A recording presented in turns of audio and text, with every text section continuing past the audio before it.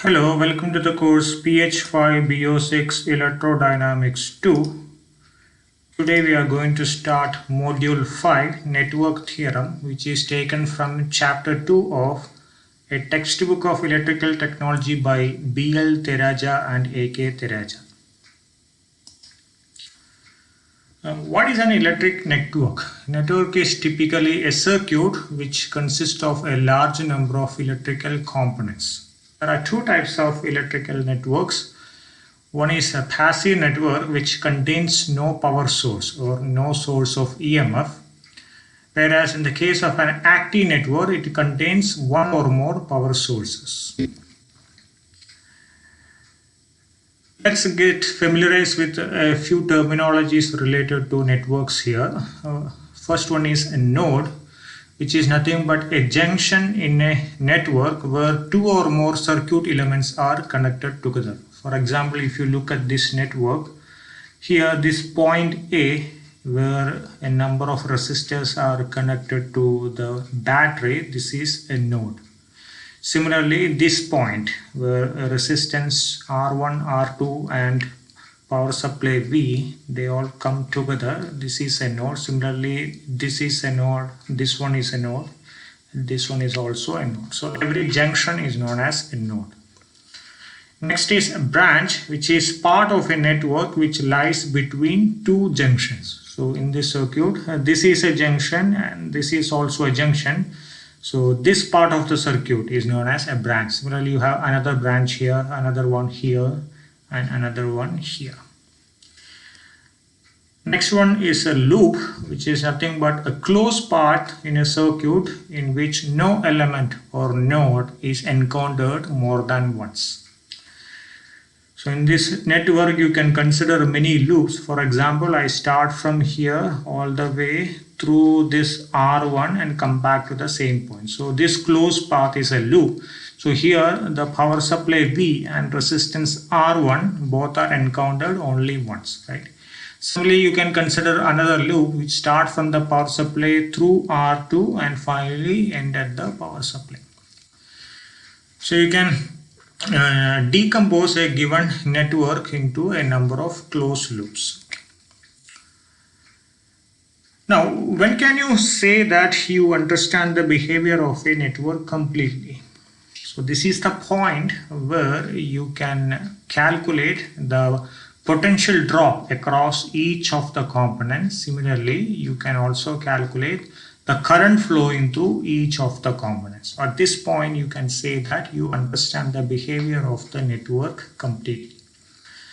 So there are different ways you analyze a network.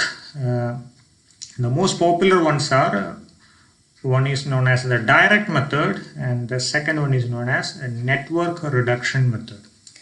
In direct method, you take a given network in its original form and calculate the various voltage and current components.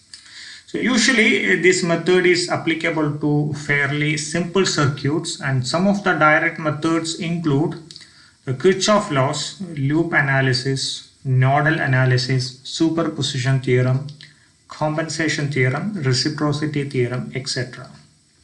On the other hand, in the case of network reduction method, as the name suggests, you convert a given network into an equivalent circuit which is much more simple compared to the original network. Using the equivalent circuit, you calculate the various voltage and current components. This method can be applied to both simple and complicated networks. And the examples are delta star and star delta conversions, Thevenin's theorem, Norton's theorem, etc. So during the course of this module, we are going to study in detail about Kirchhoff laws, the superposition theorem, Thevenin's theorem, and Norton's theorem. First, let's talk about Kirchhoff laws, which is one of the most popular methods to analyze a complicated network. There are two Kirchhoff laws. First one is known as Kirchhoff point law or Kirchhoff current law, KCL. As I said in one of the previous classes, some people pronounce it as Kirchhoff and it is also pronounced as Kirchhoff. Okay, so it doesn't matter, you can stick to one of the pronunciation. So Kirchhoff current law, KCL, says that the algebraic sum of currents meeting at a junction is always 0.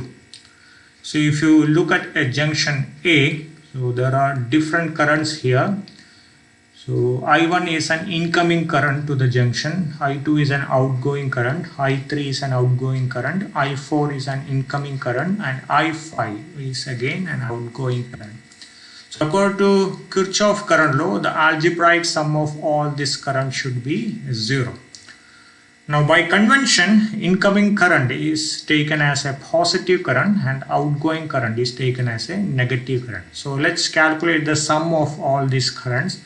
So I1, which is a positive current, plus I2 outgoing current. So this is a negative current, minus I2 plus minus I3 plus I4 minus I5 equal to 0. Take all the negative currents to the right hand side, you get I1 plus I4 equal to I2 plus I3 plus I5. So what is the physical meaning of this? I1 plus I4 represent the total incoming current, which is equal to I2 plus I3 plus I5, which is the total outgoing current. So in the case of a network, at any given junction, the total incoming current should be equal to the total outgoing current, which is obvious, right? Because if you consider that the incoming current is greater than outgoing current, then there is going to be an accumulation of charges at a junction. And you know that in any circuit, if you look at the current flow, you have a steady smooth flow of charges. There is no accumulation of charges at any given junction. Since the total incoming current is equal to total outgoing current, this is nothing but the conservation of charges. So Kirchhoff current law is an outcome of conservation, the fundamental conservation of charges in an electrical circuit. Coming to Kirchhoff voltage law, which is also known as Kirchhoff mesh law, we have already seen this in our previous module. And KVL says that the algebraic sum of products of currents and resistances in each of the conductors in any closed path or mesh in a network plus the algebraic sum of EMF in that path is 0. So summation over IR plus summation over EMF is always 0. Now what is the physical meaning of this expression? EMF, electromotive force, is nothing but the work done per unit charge by the source. Work is nothing but energy, right? So EMF is nothing but the energy supplied by the source to the charge carriers. So in terms of the charge carrier, this is nothing but the energy gained by the charge carrier. Now what is the IR power draw? When charge carriers flow through a resistor, they have to spend some energy to overcome the resistance, right? So this is nothing but the energy lost by the carrier in overcoming the resistance. Also, when current flows through a resistor, invariably there is a power loss due to Joule's heat dissipation. So summation over IR represent the total energy lost by the carrier, whereas summation over EMF represent the total energy gained by the carrier. So total loss in energy is same as total gain in energy, which means the net energy is always a constant, which is nothing but the conservation of energy, right? So Kirchhoff voltage law is an outcome of conservation of energy.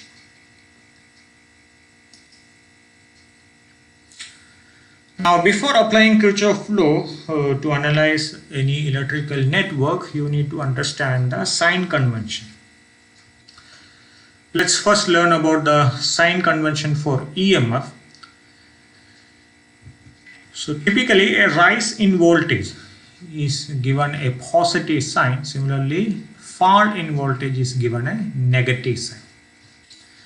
So if you look at this configuration, if you are moving from A to B, so this is the negative terminal, this is the positive terminal. So basically you are moving from the negative terminal to the positive terminal.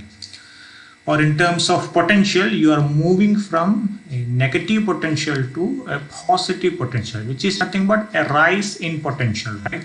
So in this case, the EMF should have a positive sign. On the other hand, in this case, when you move from A to B, you are moving from positive terminal to negative terminal. So basically, the value of the potential decreases from a positive value to a negative value. So since you are moving in the direction of fall in voltage, the potential, the EMF should have a negative sign here. So whenever you are moving in the direction of rise in voltage, it should have a positive EMF, and when you move in the direction of fall in voltage, it should have a negative sign. Similarly, coming to the sign convention of the IR drop. So if you have a resistor and if the current is flowing in this direction, if you are moving from A to B, you are moving in the direction of the current, right?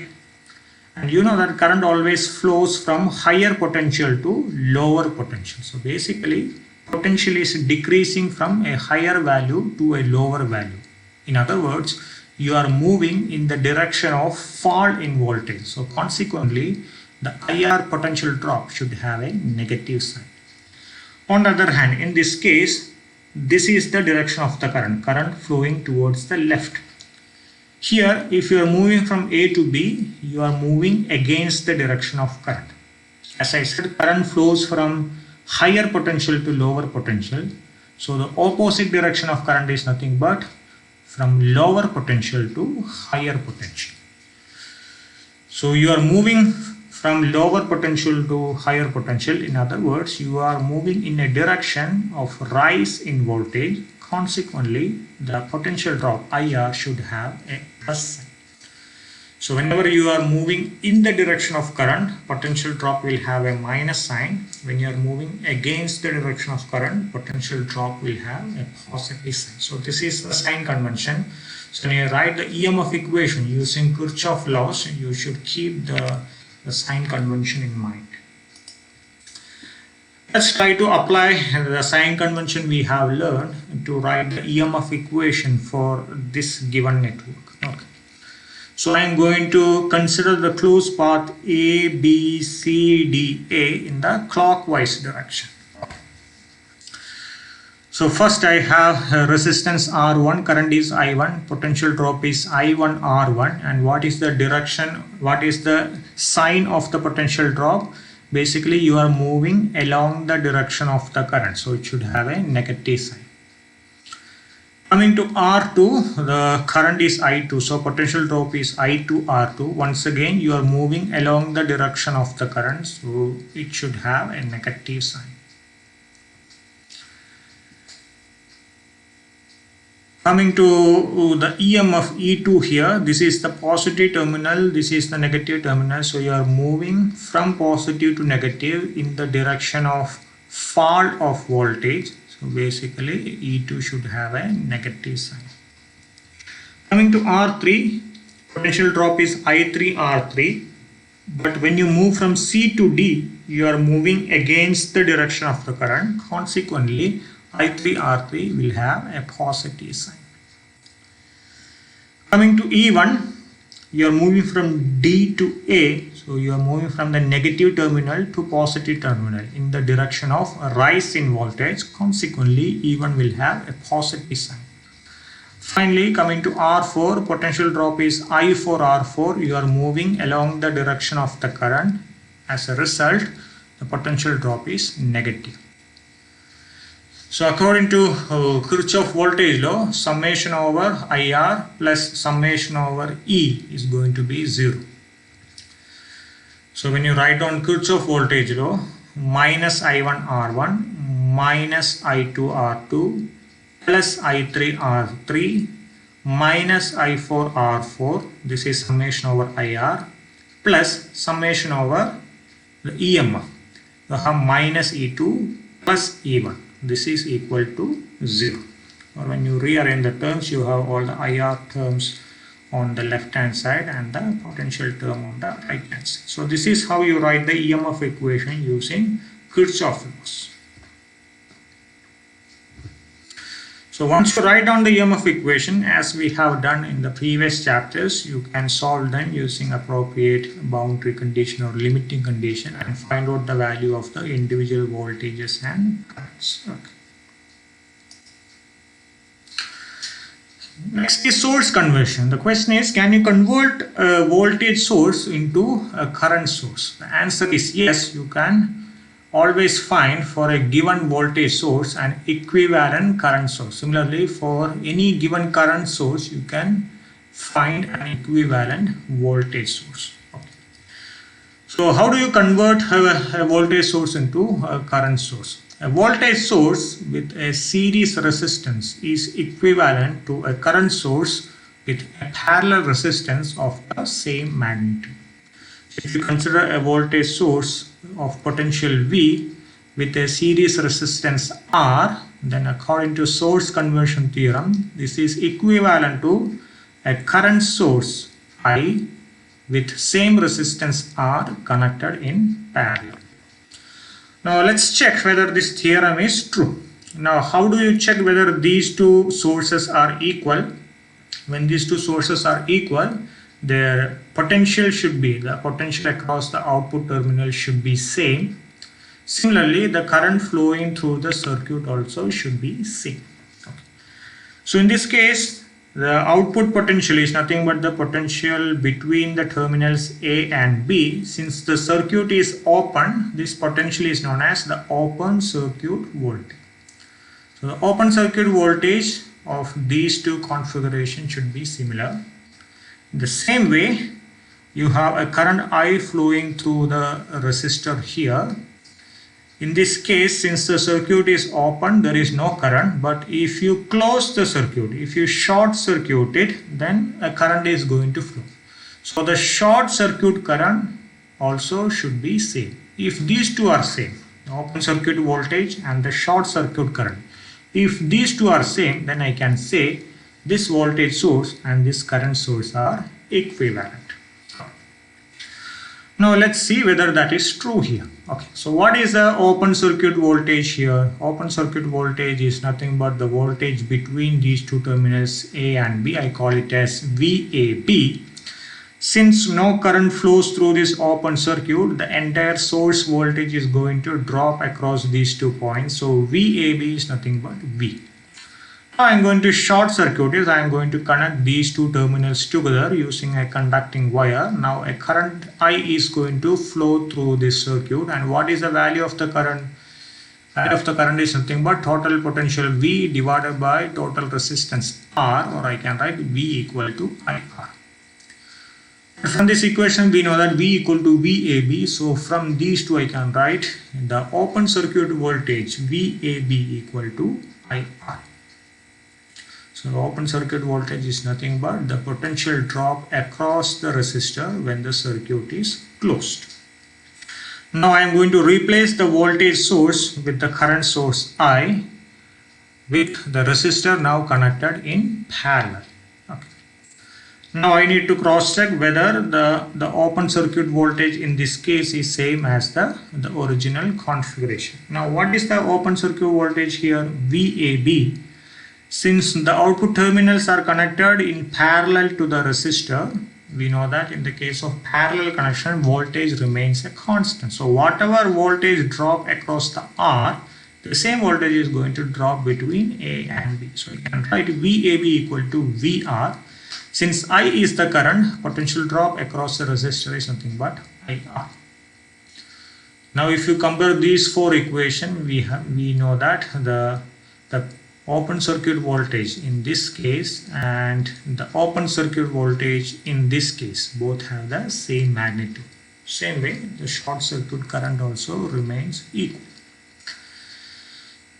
So when these two conditions are satisfied, you can find out an equivalence between a voltage source and a current source.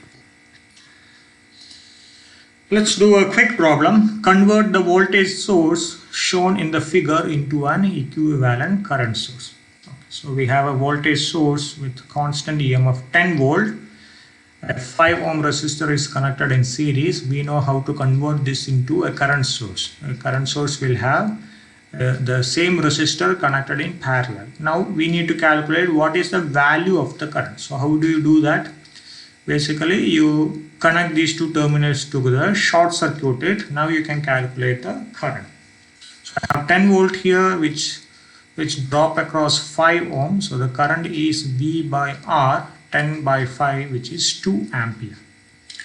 Now I can construct the equivalent current source. I have 2 ampere with 5 ohm connected in parallel. So that's about the Kirchhoff laws.